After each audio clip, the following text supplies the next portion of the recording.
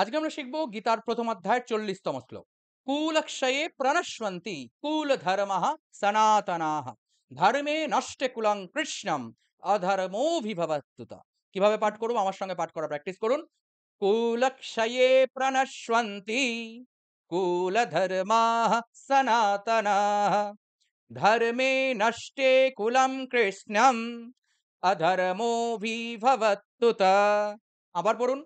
কুলক্ষয়ে প্রণশ্যন্তি কুলধর্মাঃ সনাতনাঃ ধর্মে নষ্টে কুলম কৃষ্ণম অধর্মোভিভবত্যুত। একবার পাঠ করবেন, চেষ্টা করবেন ধীরে সুস্থে ঠান্ডা মাথায় বসে বসে পাঠ করুন, প্র্যাকটিস করুন। আপনারাও পারবেন সুন্দরভাবে শ্রীমদ্ ভগবদ গীতা একদম সঠিক সংস্কৃত উচ্চারণে পাঠ করতে।